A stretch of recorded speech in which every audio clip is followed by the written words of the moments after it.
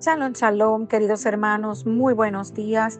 Llegamos a la segunda liyá o porción de la Parashá Emor. Y vamos a estudiar el capítulo 21 del libro de Levítico, versículo 16, hasta el capítulo 22, versículo 16.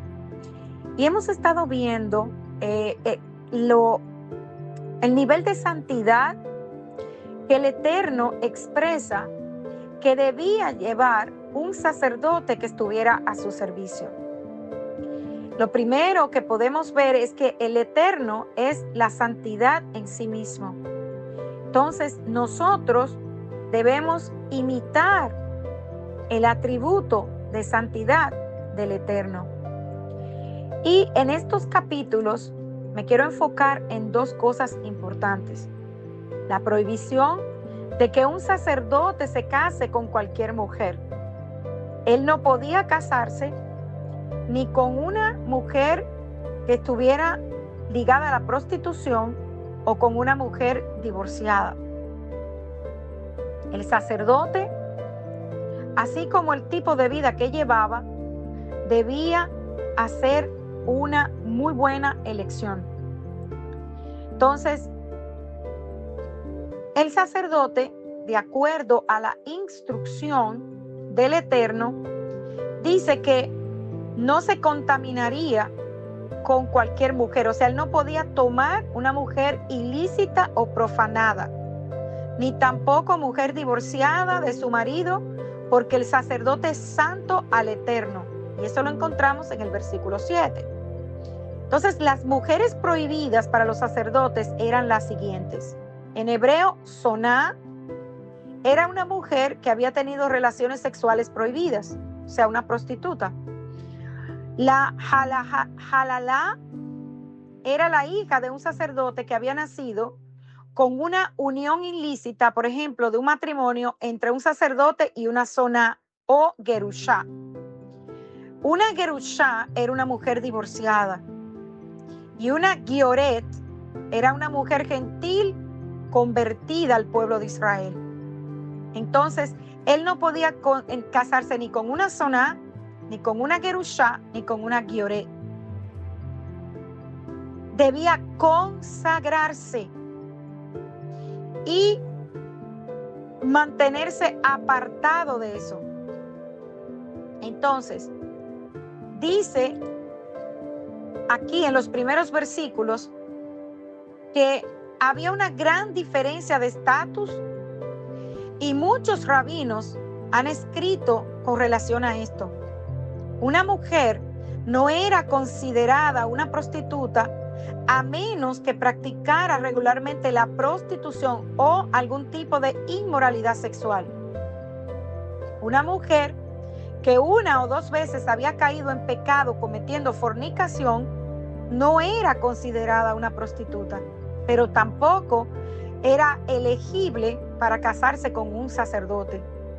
Y el Eterno estableció el principio de que cometer un tipo específico de acto maligno, o sea, algo que marcara nuestra vida o nuestra personalidad, en realidad no significa que la persona sea eso. Como acabamos de ver el ejemplo, una persona puede caer, ¿verdad?, y cometer fornicación, pero eso no la hace una persona prostituta.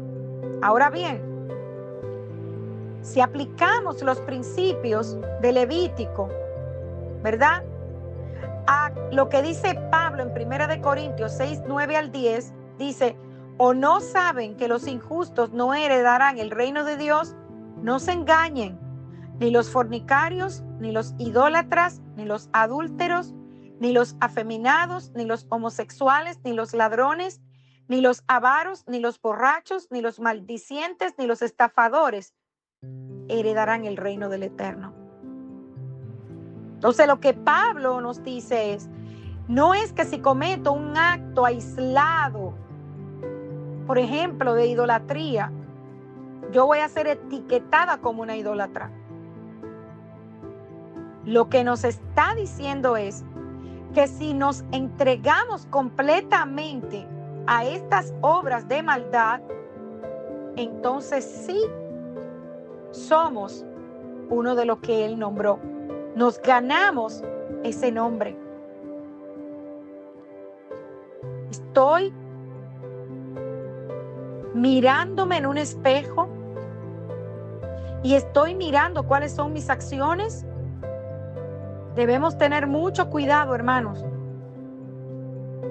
Y por eso es que no debemos juzgar, no nos corresponde juzgar.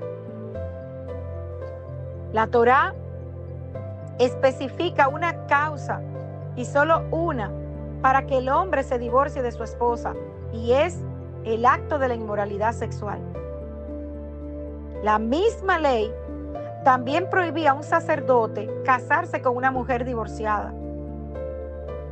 No porque esto sea culpa de ella, porque muchas veces recordemos que en la Torá el esposo, si le da carta de divorcio a la esposa, ¿qué puede hacer ella? Deuteronomio 24:1 dice: cuando un hombre toma esposa y se casa con ella y sucede que no encuentra gracia a sus ojos porque él ha hallado alguna indecencia en ella, y le escribe un certificado de divorcio y se lo pone en la mano y la envía fuera de su casa. ¿Qué pasaba en los tiempos de Yeshua? Que ellos reconocían que por cualquier motivo los hombres estaban dando carta de divorcio, y eso no era justo para la mujer.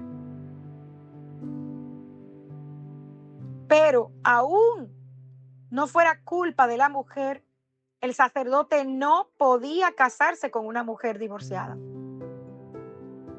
Él tenía que casarse con una mujer virgen. Y esto es una alusión a nuestro Adón Yeshua. ¿Por qué? Porque Yeshua viene por un pueblo, por una nación, por una novia con vestiduras blancas y limpias. Entonces, el sumo sacerdote, aquel que tenía la unción del aceite sobre él, su nivel de santidad era todavía más alto. Él solo podía casarse con una virgen de la familia sacerdotal.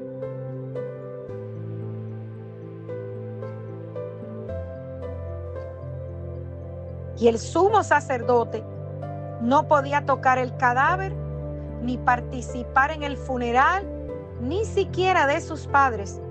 Es más, hermanos, él no podía estar ni siquiera en la habitación donde había un cadáver. Hay un midrash que dice que el sacerdote tenía que reunir 5 cualidades para poder servir como sacerdote. Debía tener sabiduría, debía tener belleza física, fuerza física, riqueza y ancianidad. ¿Qué nos está queriendo decir aquí? Que debía estar puro y sin mancha para su servicio al Eterno. Entonces, el otro punto que vamos a analizar es que el sacerdocio, desde los tiempos antiguos, sabemos que podían haber cierto tipo de defectos físicos que son un reflejo de algo espiritual, y que estos impedían que ellos, aunque eran de la línea de Aarón, pudieran ejercer su oficio. Y estos defectos físicos que a los levitas les impedía y a los sacerdotes ministrar en el templo, debemos entenderlo. Toda la Torá sigue en vigencia, hermanos. Y aún que no hay un sacerdocio en este tiempo restaurado, es importante que analicemos y lo que está diciendo el Eterno aquí. Levítico 21:18 dice: nadie con un defecto puede acercarse, nadie ciego, cojo, con rostro mutilado o extremidad muy larga. ¿Qué nos está queriendo decir el Eterno aquí? ¿Será que el Eterno está haciendo acepción de persona? No, hermanos. Lo que el Eterno nos está mostrando aquí es que había un problema espiritual que se estaba manifestando a nivel físico. Y el primer defecto era ser ciego. Y ser ciego es alguien que no ve. Un ciego espiritualmente es alguien que tiene algo sobre sus ojos, una película, un velo que no le permite ver el mundo espiritual. El próximo defecto era ser cojo. Y un cojo es aquel creyente que anda continuamente saltando sobre sus propias responsabilidades, moviéndose de aquí para allá y de allá para acá. Sabemos que un verdadero sacerdote o levita no retrocede, se mantenía firme sobre la base de la Torá, las promesas del Eterno. El próximo impedimento era ministrar a aquel que tenía un rostro desfigurado. Y esto nos habla de dos caras, de hipocresía. Aquella persona que vive una vida delante de los demás, pero en lo secreto es otra cosa. Y recordemos, amados, a nuestros hermanos podemos engañar, pero el ojo del Eterno que todo lo ve, nadie lo engaña. También puede ser aquella persona que constantemente ve defectos en los demás, pero nunca se analiza a sí mismo. Y el cuarto impedimento es una extremidad muy larga. Algo que es sobrado, que es más largo que la otra extremidad, más grande. Y esto puede ser para aquellos que se creen mejor que los demás hermanos, aquellos que sienten que son superiores, que miran a los demás de modo altivo.